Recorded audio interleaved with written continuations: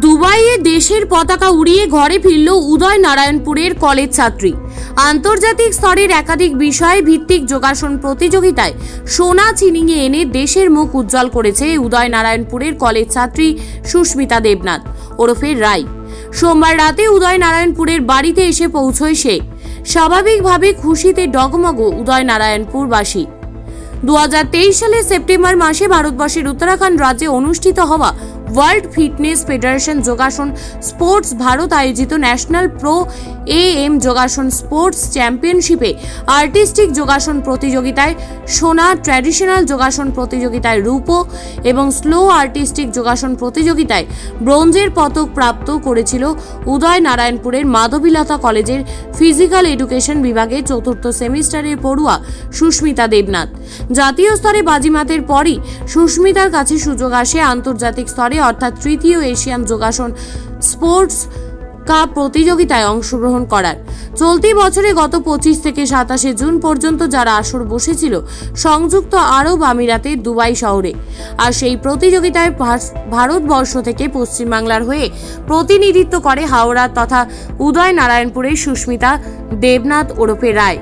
খুব অন্যরকম experience. Actually এটা আমি আশা করেছিলাম যে গোল্ড আনবো, কিন্তু আমি সত্যি বলতে কি চ্যাম্পিয়ন অফ চ্যাম্পিয়নের ফার্স্ট রানার আপ এতটুকু আমার নিজের প্রতি ভরসা ছিল না, কিন্তু সেই ভরসাটা আমার ফ্যামিলি, আমার মা, আমার টিচার আমাকে দিয়েছে। আমার মায়ের ছোট থেকে স্বপ্ন ছিল যে ইন্টারন্যাশনাল আমি চ্যাম্পিয়ন অফ চ্যাম্পিয়ন হব কি ফার্স্ট রানার আপ হব, তো সেটা পেয়ে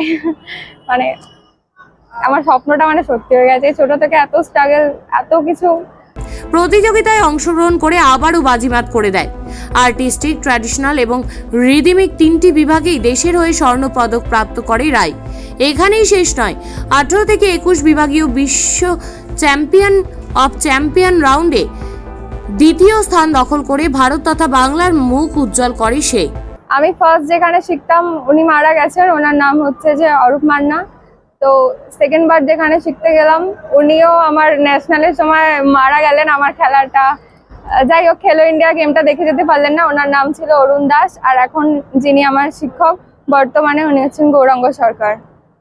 আমি অ্যাকচুয়ালি জব করতে চাই না, আমি একটা কোম্পানি খুলতে চাই, অ্যাসোসিয়েশন ক্রিয়েট করতে চাই। ওখানে ওই কোম্পানিতে আমি যোগার মাধ্যমে চালাবো, আর ওখানে আমি যোগা ইনস্ট্রাক্টরদেরকে নিয়োগ করব। আমি আমার আন্ডারে ওদেরকে জব দিতে চাই। সরকার উদ্দেশ্যে আমি বলবো যে খেলো ইন্ডিয়া যেহেতু আমি গেমটা খেলে এসেছি, আমি জানি ওখানে মোদী সরকার এটি প্রমোট করছেন, আর আমাদের ওয়েস্ট বেঙ্গলে মমতা সরকারও এটা প্রমোট করছেন। তো আগামী দিনে যতটা দেখা যাচ্ছে যে যোগার ভবিষ্যৎ অনেকটাই বেশি, অনেকটা সুন্দর আগামী প্রজন্মের জন্য। নমস্কার, আমি প্রথমে যেটা বলতে চাইবো, ছোট থেকে মেয়ে আমার অনেক স্ট্রাগল করেছে, তার সাথে আমিও অনেক অবশ্যই পরিশ্রম করেছি। যে একটা মা হয়ে যা যা করণীয় আমি সবটাই করেছি ওর জন্য। তো আজকে ওই সাকসেস দেখে যে আমি যে পরিশ্রমটা বা আমার ফ্যামিলি, আমার দুই ভাই একটা হলো পাপ্পু, একটা হলো উজ্জ্বল, এরা অনেক করেছে আমার ফ্যামিলির জন্য, আমার ছেলে মেয়ের জন্য অনেক করে, স্ট্রাগল করে। ওরাও এখন তো করে যাচ্ছে, আসতে পারতাম না। তো আজকে মেয়ের কি বলে একটা ছোট ঘরে ভাড়া থাকতাম, সেই ভাড়া ঘর থেকে মেয়ে আজকে কি বলবো অনেক কষ্ট ওকে পরিশ্রম করে মেয়েটা যোগা চান্স পেত না, যে একটুখানি ওকে প্র্যাকটিস করার মতন জায়গা ছিল না। সেই জায়গা থেকে আজকে আমার মেয়ে এই জায়গায়, যাই হোক একটা ছোট কুড়ে ঘর এখন হয়েছে আছে। তো আমি তো খুব খুশি, হ্যাপি। আমি এটাই চেয়েছিলাম, মা তুই আমার একটা ইন্টারন্যাশনাল সার্টিফিকেট আর মেডেল মা তুই এনে দে। ও এতটা যে এনে দেবে সেটা আমি ভাবতে পারিনি। তো মা হয়ে আমি খুব গর্বিত। এই বয়সেই একজন বউকে একজন শিক্ষানবিশকে সামলাচ্ছে।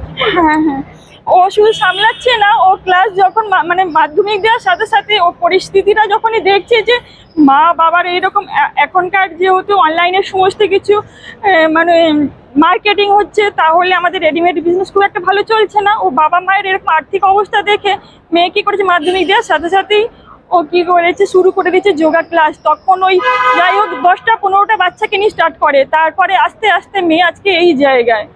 তো বলবো কি মেয়ে ওই নিয়ে ওই জন্য ও বলতে চায় কি হয়তো মা আমি যদি কোনোদিনও একটা জব ও পেয়েছে, তো সেইখানে বলে কি মা আমি ওই বাচ্চাদেরকে কখনো ছেড়ে আমি কিছু করতে পারি না, যেহেতু ওদের জন্য আজকে আমি এই জায়গায় মা, তার জন্য ও ভাইয়ের পুরো খরচ পুরো ফ্যামিলির ও চালাচ্ছে এখন পুরো একদম।